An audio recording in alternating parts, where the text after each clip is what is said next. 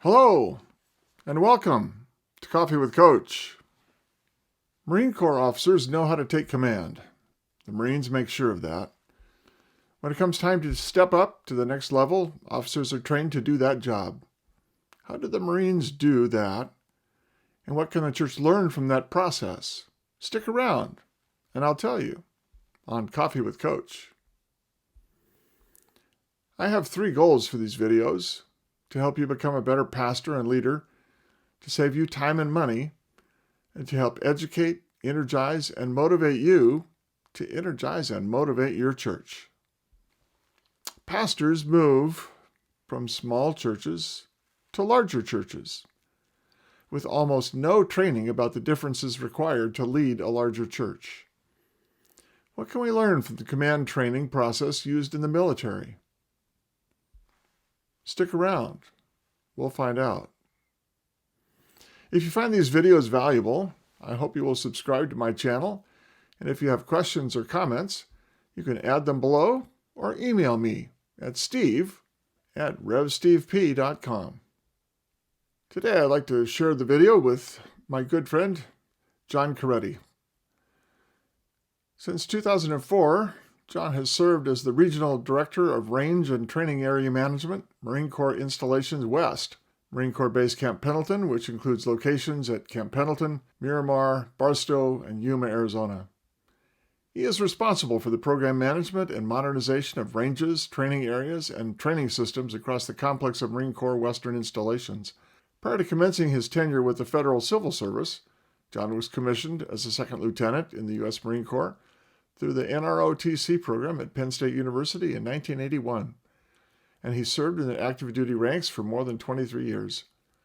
His highlights in uniform service include a combat tour as a rifle company commander during Operations Desert Storm and Desert Shield, and the command of Battalion Landing Team 2nd Battalion, 6 Marines, 22nd Marine Expeditionary Unit, Special Operations Capable, while concurrently serving as commander of troops aboard the USS Wasp. Of note, John served in 7 infantry regiments, including a tour as executive officer of 1st Marine Regiment, Camp Pendleton. Outside of the operating forces, John served as an instructor and unit leader at Officer Candidate School, Quantico, Virginia, operations officer of the School of Infantry, Camp Pendleton, and as the Deputy Assistant Chief of Staff of Operations and Training, Camp Pendleton. He retired as a lieutenant colonel in 2004. He and his wife, Catherine, Kitty to everyone who knows her, a commander in the United States Navy, retired, has resided in San Clemente since 1993. I've known Kitty and John since I became their pastor in 1997, and it is my joy and pleasure to share him with you today as we talk a little bit about what it means to be trained and move up in command in the military, and a little bit about the church. John, welcome to Coffee with Coach. Well, it's my pleasure to be welcome. This is my favorite cup here, my Distinguished Marines Cup. Distinguished Marines. Well, you are certainly a distinguished Marine. Mine just says pastor. But today I really want to talk about, because we've had fun over the years talking about the different ways that the church and the Marine Corps identify and train and change commands and deploy their leadership in terms of the offered training corps, in terms of pastors going to lead churches. So I've come up with a few questions that I'd like to ask you today, and not as an official of the Marine Corps, but as a lay leader within the church who's done both and seen both. So in the church, when a pastor wants to move, they request a move. They may write a letter to the bishop and say, I think it's time for me to move. And the church will ask, well, what do you think your next church would look like? The pastor describes that situation. And then the cabinet and the bishop make a decision and send them on to the next place. How does that happen within the Marine Corps? Well, within the Marine Corps, it really all comes down to your history in your performance evaluation, right? So you just sort of have one side of that. It's going to be, well, how have you performed over the years? How have you done? And what have what is your record?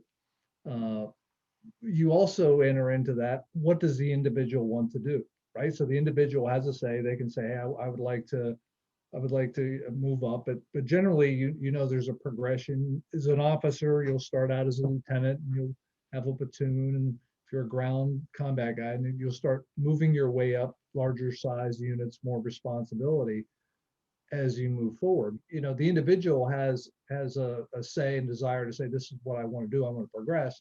Mm-hmm.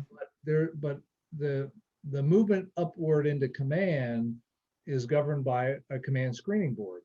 So there used to be, during my time in the Marine Corps, whenever I was first in, you know, you might go to an area and you might be known by the senior commanders there, and they might select you into the command position on the basis of how, you know, what their knowledge of you were.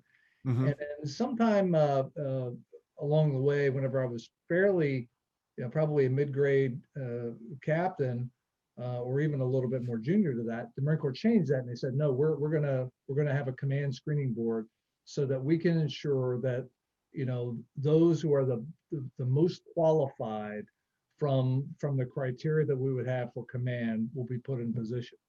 And so I in preparation for this, I took out a couple of references, and I think the exact words they use are the purpose of the command screening board is to ensure Marines receive the best possible leadership and to provide eligible officers with a fair and equitable opportunity to command. So that kind of defines how that might be. So when you're kind of going up for a command, and you have to remember there are two levels of command on the officer side of the house that they're generally categorized. There's what's called the 05 lieutenant colonel level command, and then there's the 06 colonel level command. And they're just really, the differences are by size and scope. And in some cases, there may be some different legal authorities for between the 05 and the 06, but generally speaking, they're pretty similar, Okay. except for larger in scope. And but when the board composition for those command screening boards will mandate that whoever is sitting on that board has had to have successful command tours before they're allowed to sit on the board. And two, they're obviously more senior to the command being selected. So if you're up for a lieutenant colonel command, it's comprised of colonels and generals. If you're up for a colonel level command, you've got generals that are sitting on that board. So all that was to say is the boards are set up and comprised to be fair, equitable, but also to ensure that they have the requisite experience and background to be able to select the best and most qualified to lead the commands. Mm-hmm. So when you made lieutenant colonel, they shipped you off and said, well, you got to go over here and train and to take command. When you move from a small church to a larger church, the church doesn't do anything to really prepare you for that. How did you find that training that you got to be important in what you were going to do next as lieutenant colonel? So first of all, the Marine Corps Institute has continued to make it better. But they had what was called a commander's course, and you'll still hear it referred to commander's course. But if I recall, for me, it was about a 2-week course. So interestingly, at that level too, you're not only bringing it in yourself for these new responsibilities and all the various different things it means, but you also, your spouse is involved in that. You know, for what this would mean for both of them in the command and how they'd be involved. And one of the things they've also over the years have made even further inroads into that is they're bringing in the senior enlisted as well. So you got the officer corps and you've got the senior enlisted, the sergeant major of the unit who comes in. So they now are involved in that program. So you can get all the elements together prior to that going. So for me, in this 2-week course, I mean, part of it is, you know, based on what I'll call the management pieces of it, right? Mm-hmm. What's the legal aspects of taking command? What are my personnel matters I've got to do? You've got a whole lot of accountability on equipment and money and all of those kinds of things. Certainly the bits about training, but then the other the other really important element of it was, you have senior mentors that come in along the way, and they'll, put scenarios up about what you might see in command. And these are people who have had successful command tours. And so they'll just kind of give you a hint. You're not going to hit every scenario you're going to run into, but that will be along the way. And generally speaking, also there's always, what is a hot button topic or hot button issue that, this becomes a media event. How do I handle myself whenever the media shows up? And that was actually important, because those things have a tendency to happen before you expect it. So I mean, it covered the waterfront on matters that kind of went from what I'm going to call the mechanics and management pieces of taking command, some of the legal authorities piece that you had to be responsible for, the mentorship, leadership that you got from the instructors or some of the people who were come in along the way. So anyhow, that's kind of a broad summary of what we did during that 2-week period. And you find that really valuable? I did. It was valuable, and quite frankly, and probably that's also similar to some of your experiences that you've had along the way, over your career in a pastor, as a pastor. When you perhaps the greatest benefit to that was when you came back, you had a group of people that you knew who to call and you could lean on. And it wasn't necessarily always the mentors that were there, because they would certainly make themselves available if you could get a hold of them. But it was your group of commanders that you came in. In some cases, you were going to be fellow commanders next to them or deploying with them, and they were around the Marine Corps. So it really helped make gel a group that you could have a sounding board against as well. Interesting question I came up with that I didn't warn you about this one. Having been in the military and a lay leader in the church, how would you contrast those two institutions on these issues? One of the first things that jumps out at me is, I mean, you'll have X amount of officers that are in the Marine Corps. Well, there's Y amount of commands, right? So there's fewer commands than you have officers in the Marine Corps. In, at least my experience in United Methodist, well, you have a pastor for every church. But the second, I think I used the term, I said, well, I can hardly believe that there would not be something that was required of command transfer. Because I'll give you an example. As the outgoing commander, you're required to produce 2 different documents. One of them is a certificate of relief. And that certificate of relief is a little bit more focused on kind of the fiscal money, plan account, and all those kinds of matters. But there's also another one that's called the status of command. So that status of command, covers a much broader area. It covers, things in the leadership realm, your training realm, kind of where that command is, and it's required to be briefed to your present senior commander before you turn that over. Mm-hmm. I'm not familiar with any such similar, process, and maybe not all of that is necessary in the United Methodist experience that I see in those transfer. But some amount of that I think would be, some piece of that might be useful, helpful. I don't know how the Methodist Church would do the same, to get a commander's course together in the way, it was done pre-pandemic anyhow, particularly when you get everyone together and the number of people. But I think it would still be useful to have at least a repository of this information. I think it would still be useful to have a deliberate kind of program, sometime prior to the season for whenever the changes of command, if you will, were Mm-hmm. taking place. I don't care if you're the kind of the new guy or gal, or you've done this 2 to 5 different times. Things change. There's some things that might change, and I think it would be helpful. And even if it's a string around your finger, you may have been doing it for a while. It causes you to take a new, fresh look whenever you're moving forward into your new command. one of the places where it is remarkably different.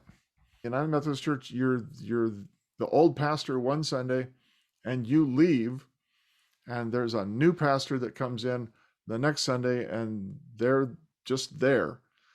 Um, but there's really no transition of authority that the congregation gets to see happen. They're just supposed to say goodbye and say hello, and the two don't meet. Could you talk a little bit about that process and how the changing of command within the Marine Corps helps to build a sense of loyalty and continuity within the Corps? They have a really a formal uh, um, ceremony, if you will, that will have the old commander and the new commander. They'll have the entire command that's out, in review, a parade. Sometimes if there's certain weather conditions, but you're just going to have a gathering of all your Marines, and out in front of you, you've got the new commander and the old commander standing side by side. And the way that works is the colors of your unit, which represent that unit in front of everyone, will be taken to the old commander. And it's usually the senior enlisted, the old salt, if you will, of that unit will take that to the old commander, and he'll take the colors from them, and he'll execute, a right face, left face, as you will, hand it to the new commander. The new commander will take those colors from the old commander, and then the colors will go back to the sergeant major. He'll take those back out to his proper place in the line of march, and then those two commanders will face each other. They'll shake each other's hand. They'll wish each other warm sentiments. Uh, the old one to the new for good fortune on his command as he moves forward, and they'll switch positions. And then in that switching of positions, and in the ending of the ceremony, as the parade will come by, now saluting respectfully the old commander, but now the new commander in place.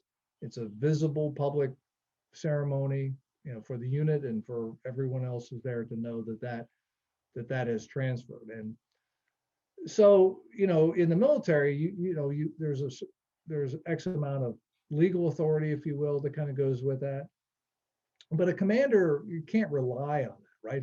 He's got to get his unit. You can't rely on, okay, I've conducted this ceremony. It certainly does all of that. It signifies that transfer. He or she still obviously has to lead that unit with the right leadership, to make that a successful command. But from the start, that's helpful for everyone to know that at that point in time, there's certain commanders. I don't care where you might like certain commanders better than others, but it doesn't really matter, because that new commander, he or she is now in charge of that unit. So I know that along the way we did that whenever you were leaving, right? Mm-hmm. And I thought, from my perspective, of course, I liked it because it was a touchstone to me. Uh, but I think it's helpful because you along the way, I remember you telling me a few stories along the way about some few horror stories that you heard about whenever these things happen, and things might take years, and it boggled my mind. And I think I remember one time you were telling me about, it might take a couple 3 years for this transition to take place, and I'm sitting in my mind going, you don't have 2 or 3 years, right? My experience is, now I understand a church is going to be different because you've got a bunch of volunteers, you've got a lay network, you've got to build all of that. But it doesn't, in my view, have to be that difficult and long, because I think there's some things that can happen along the way that will help, like something akin to what we just described, that would be helpful, so that everyone up front knew that this was the way it was supposed to be. Mm-hmm. I think there's some real value in that. Of course, the difficulty for the Methodist Church is everybody has to move at the same time. So I was able to do it for Paula because I took a month leave immediately after leaving St. Andrews. And so I wasn't preaching at the new church. I was able to come back and take that time. I think at the same point, we could make that transition a little bit sloppier. I mean, not sloppier, a little bit more fluid so that you don't have to necessarily start immediately or leave on this, people can transition over a 2 to 3 week period and allow for those events to take place on a Sunday morning when some kind of transition can happen. And the whole congregation can witness that and celebrate the old and the new at the same time and see the passing of authority um, in a friendly uh, in a friendly atmosphere of mutual respect, which really I think is really important. Alrighty, John, this has been wonderful. I really appreciate your sharing because I know you love the church and I know you love the core. Is there anything we haven't talked about that you'd like to share that you think is important? Um, I wrote a couple of notes down in preparation, and I think I hit most of them. I do think that I know one of the more important pieces, and I would imagine, and as a pastor, you're told to do the same thing. But I remember as a new commander, if you will, having to kind of get where I was and to be prepared for what was important to me in the form of written and verbal guidance. And Mm-hmm. so in the Marine Corps, we call that commander's guidance. What is your core commander's guidance and philosophy that you would have? And it's important for it really to be original and come from you and your heart, if you will. And I think I remember, you know, going to my command in North Carolina, and I drove across the country on that because on that one, if I recall, I took that as I was a geo bachelor going to that, and then I was deploying after that. But I remember writing that along the way, and another time I wrote a piece of guidance in the airplane, while I was going, and it was really just handwritten on a piece of paper, and that ended up for me being the most important elements because it was original, it was handwritten, and so whenever I got to where I was going, that it was something that was meaningful, not just to me, but I think it was meaningful to the people who were getting it because they knew that this is kind of the precepts that I thought were important. So that's kind of one thing, having commander's guidance that you've spent some amount of time in your heart tugging at about what's important. The second one is to really know and understand that it takes an awful lot of energy.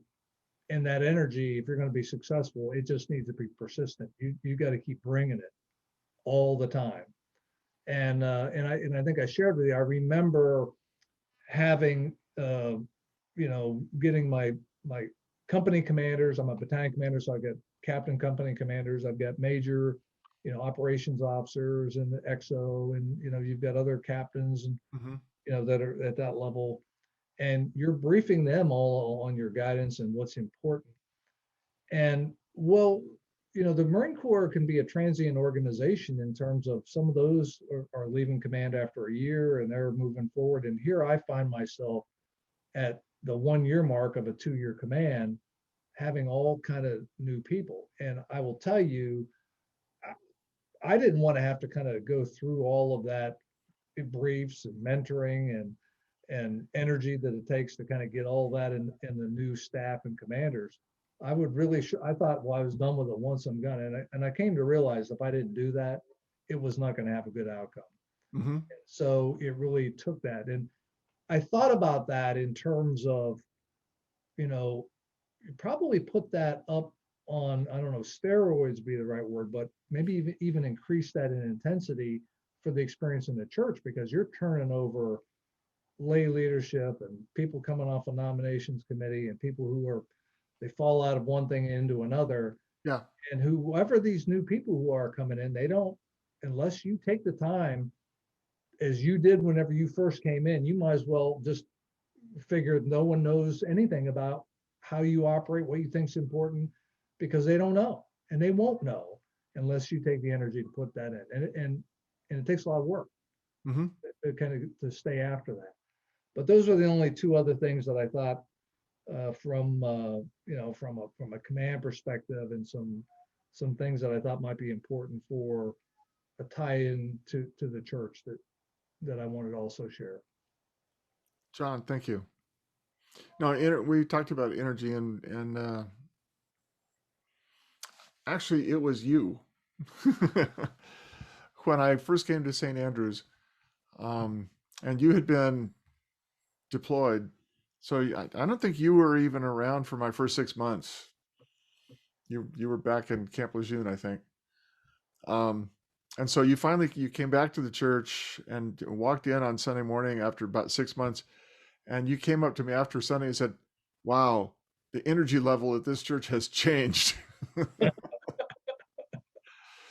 I went, "Yeah, okay, that's true." And I realized that's part of being a leader in any organization, but it's certainly true of being a pastor. You have to manufacture a whole lot of energy in order to move the organization. And it's just up to you. You can't expect that the congregation is going to continue to manufacture the energy if you're not. They will match you, but they will match you only when you show them this is the level of expectation that I have, and this is the level of energy I'm going to put in, and that's really true. Um, so, well, good stuff. Good stuff. There are some definite similarities and there are some definite differences. But it's good to understand different ways of doing things. And John, I really appreciate your sharing, and I've always appreciated your leadership in the church. Thank you. Oh, it's been my pleasure, and thank you. All right, All right, we'll end that there. Thank you. distinguished Marines. I hope you found our conversation with John valuable and interesting.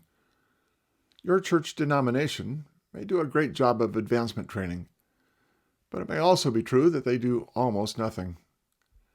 So I have several suggestions for our denominations and a few for you individual pastors. First, it might be wise for the church's command structure to have a few more complete and comprehensive ways to evaluate and identify pastors who show promise to move to a higher level. Other institutions, from the Marines to Major League Baseball, know how to do this objectively.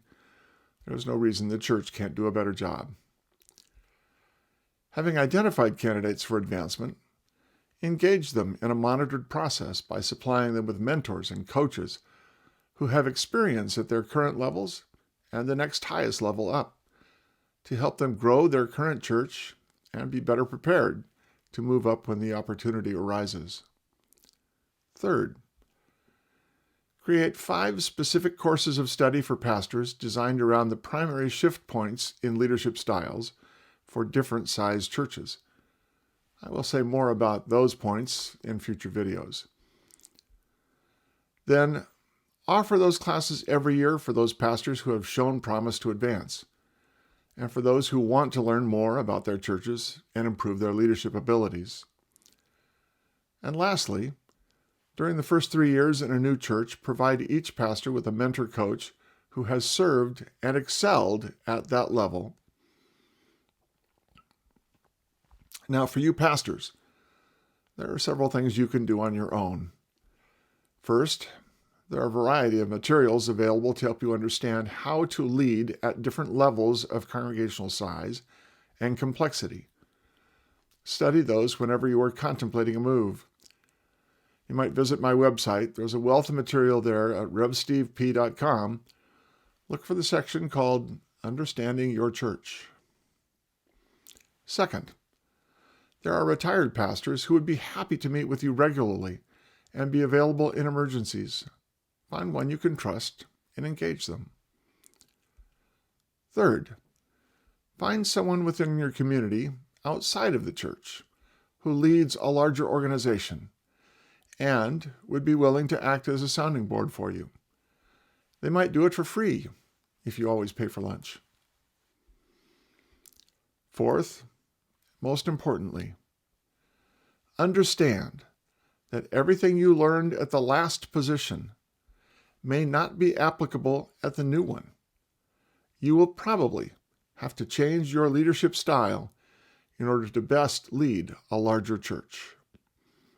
Things to think about as we think about how to lead our churches and how the church and the Marines are different and in many ways the same. Have a great week, and I'll see you next week here on Coffee with Coach.